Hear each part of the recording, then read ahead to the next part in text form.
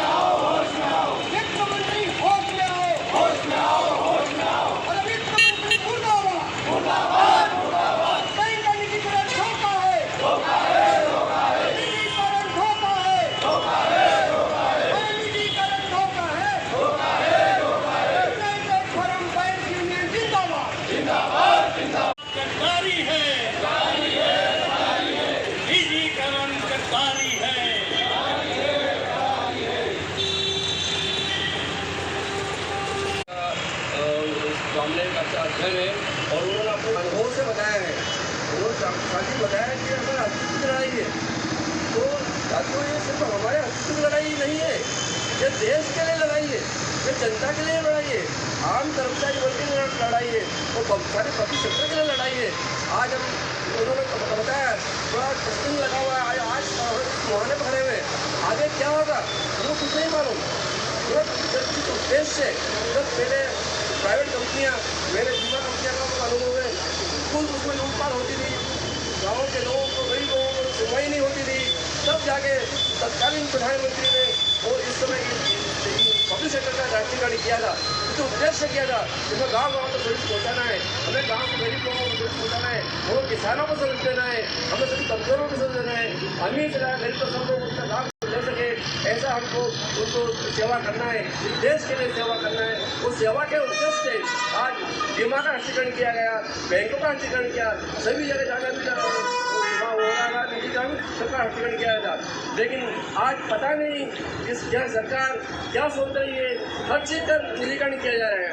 साथ ही आपने लोकसभा में साथी संजय सिंह का यदि आपने सुना होगा, हर चीज का एक ही मर्जी की एक ही दवा है, निजीकरण निजीकरण निजीकरण, शेयर का निजीकरण, फेयर का निजीकरण, बीएसएल का निजीकरण, बैंकों का निजीकरण, हेल्थ का निजीकरण, बीमा का निजीकरण, सीआईसी का निजीकरण, एलआईसी का निजीकरण। ये क्या हो रहा है?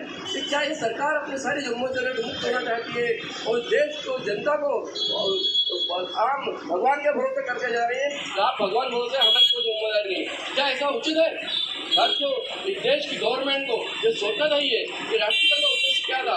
आज आपने देखा होगा, आज जो ग्राहकों की सेवा बीमा में, बैंक में की जा रही है, उसमें कोई भेदभाव नहीं होता है। साथियों, जो अमीर वर्ग को सेवा दी जाती है, गरीब वर्ग को दी जा रही है, जो शहरी वर्ग को देते हैं वो गरीब वर्ग को देते हैं, गाँव वाले लोगों को देते हैं। तो इसके अंदर ही बोल देते हैं ना। नहीं, उसके अंदर। सर बताइए, आज बैंकों की हड़ताल है, किस लिए विरोध हो रहा है, क्या है पूरा? ये जो सरकार ने सरकारी बैंकों को, सरकारी संस्थानों को जो निजीकरण करने का फैसला लिया है, ये हड़ताल इसी के विरोध में की गई है।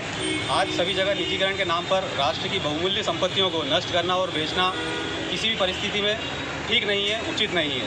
इसी तरह के राष्ट्र विरोधी कदमों का विरोध करने के लिए आंदोलन ही हमारे पास अब एकमात्र रास्ता रह गया है। हम देश की जनता से भी अपील करना चाहते हैं कि वे सार्वजनिक क्षेत्र के बैंकों के निजीकरण के विरोध में की जा रही इस 2 दिवसीय राष्ट्रव्यापी हड़ताल का समर्थन करें। सार्वजनिक क्षेत्र के बैंकों का उद्देश्य जनता को सेवा देना है, ना कि प्रॉफिट कमाना। जबकि निजी बैंकों का एकमात्र ध्येय होता है केवल प्रॉफिट कमाना। फिर भी सरकारी क्षेत्र की बैंकें, ये जो आर्थिक सेना जिसे हम कह सकते हैं, वो अभी भी ऑपरेटिंग प्रॉफिट सरकार को दे रही है। उसके बावजूद भी सरकार उसका निजीकरण करना चाहती है और गिने चुने जो तथाकथित कॉरपोरेट्स हैं उनके हवाले करना चाहती है, जिससे आगे चलकर यही होगा कि हर चीज़ों में प्रॉफिट देखा जाएगा, हर चीज़ों में मुनाफा देखा जाएगा। जो आम पब्लिक है, आम जनता है, उसके हितों का ध्यान बिल्कुल भी नहीं रखा जाएगा। इन्हीं सब चीज़ों का विरोध के लिए विरोध स्वरूप आज हम सभी सारी बैंक हैं, जितनी भी यूनियन यूएफयू के अंडर में हमारे 9 घटक संघ हैं और उन सभी के अंडर में जितने भी हमारी मेंबरशिप है, पूरे भारत भर में करीब 10 लाख कर्मचारी अधिकारी सब एक साथ आज विरोध स्वरूप 2 दिवसीय राष्ट्रव्यापी हड़ताल में शामिल हुए। अभी कहाँ तक यहाँ पर कौन कौन से आए हैं, अभी कौन कौन सी बैंक के आए हैं यहाँ पर अभी? यहाँ पे सभी बैंकों के मेंबर्स यहाँ पर उपस्थित हैं। कौन कौन से? India, bank of Baroda, Punjab national bank, central bank, bank of India, Indian overseas bank, corporation bank, Canara bank, सारी जितनी भी राष्ट्रीय सारी बैंकें हैं वो सभी लोग सभी बैंकों के मेंबरशिप यहाँ पर उपस्थित हैं। तो ये आपकी जो हड़ताल है ये कितने समय तक चलने वाली है? ये अभी 2 दिवसीय राष्ट्रव्यापी हड़ताल का आह्वान है। इसके बाद भी अगर सरकार इन मांगों को इस पर उचित कदम नहीं लेती है, उचित निर्णय नहीं लेती है, तो आगे जाकर ये आंदोलन अनिश्चितकालीन हड़ताल पर भी जा सकता है। लेकिन सरकार निजीकरण सभी विभागों का कर रही है, तो आप ऐसा क्यों मानते हैं कि आपकी हड़ताल पर बात मानी जाएगी? आप अगर थोड़ा सा गौर करेंगे तो आज भी देश के अधिकतर जो बड़े बड़े संस्थान हैं या जो बहुत अच्छे संस्थान हैं वो आज भी सरकारी हैं। देश का IIM सरकारी है, देश का IIT सरकारी है, एम्स हॉस्पिटल सरकारी है, केंद्रीय विद्यालय सरकारी हैं और इस तरह की बहुत सी बड़ी जो देश को सुचारू रूप से चलाने वाली जो संस्थाएं हैं वो सभी सरकारी है। तो फिर बैंकों को ही क्यों निजीकरण करने का उद्देश्य है सरकार का? आपका नाम बता दीजिए। पता Manish Desai, State Bank of India WhatsApp employees union से regional secretary. Thank you. Banking जितने भी पब्लिक सेक्टर बैंक है उनके सभी अधिकारी और कर्मचारी हड़ताल पर। उसका कारण है सरकार का सरकारी जितनी भी संस्थाएं हैं उसका निजीकरण करना। आप देखिए जिन जिन चीज़ों का निजीकरण है उनका मूल उद्देश्य केवल और केवल प्रॉफिट कमाना है। और अगर सरकार भी यही चाहेगी कि जितनी भी अपनी शासकीय संस्थाएं बेच दे तो जो भी उद्योगपति हैं जिनके हाथों में ये जाएंगे उनका उद्देश्य केवल और केवल मुनाफा रहेगा।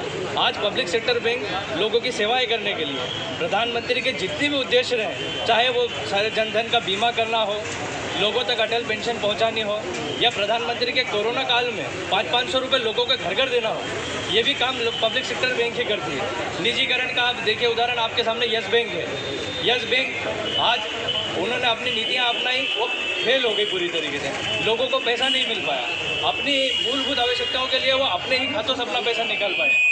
सरकार का मूल उद्देश्य जो था जब उन्होंने सरकारीकरण किया था बैंकों का, तो यही था कि लोगों को उनका पैसा सुरक्षित रहे, उनको जो सुविधाएं मिल रही है बैंकिंग वो मिनिमम डिपॉजिट्स पे मिले। आज सरकारी बैंकें 0 बैलेंस के खाता खोल रही है, कोई उनसे मिनिमम बैलेंस पे चार्ज नहीं कर रही है। ATM की सुविधाएं दे रही है, नेट बैंकिंग की सुविधाएं। आप प्राइवेट बैंक किसी भी बैंक का उदाहरण ले लीजिए, 10-10 हज़ार रुपये में अकाउंट ओपन होता है। क्या मेरे देश का जो 30% जो है जो केवल सुबह कमाता है और शाम को खाता है, क्या वो अपने खाते में 10,000 रुपये मेंटेन कर पाएगा? क्या वो उन AC से सजी हुई प्राइवेट बैंकों के अंदर जा पाएगा? क्या उसमें इतना आत्मविश्वास है कि उन उद्योगपति के सामने वो अपने खाते से 200 रुपये निकाल पाएगा? नहीं, ये पब्लिक सेक्टर बैंक ही है जो आपको 50 रुपये भी निकाल के देती है, 200 रुपये भी निकाल के देती है। आज पब्लिक सेक्टर बैंक अगर हड़ताल पे है तो आम जनता के लिए है, अपने लिए नहीं है। आज हम सब लोग यहाँ लड़ाई लड़ रहे हैं तो देश के लिए लड़ रहे हैं। भैया ये बताइए, 2 दिन की हड़ताल है, 2 दिन की हड़ताल के बाद आपका आगे नहीं होगा, आगे क्या तरह आप प्रदर्शन रहेगा आपका? 2 दिन की हड़ताल पे केवल सरकार को संदेश देना चाहते हैं, है ना। हम जनता को बिल्कुल भी किसी तरह से परेशानी ना हो इसलिए केवल सरकार को संदेश दे रहे हैं कि ये 2 दिन की हड़ताल है।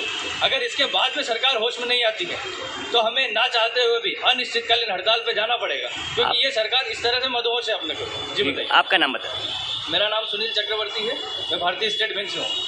ठीक, बताइए अभी आप बैंक का आए हैं, क्या देखा आपने? आज बैंक में जाता है, आज आ रहा पासबुक के लिए तो 2 दिन की बैंक की आसपास है। अच्छा, इसकी सूचना नहीं मिली थी आपको? कहाँ से आए हैं आप? रामनगर। क्या नाम है आपका?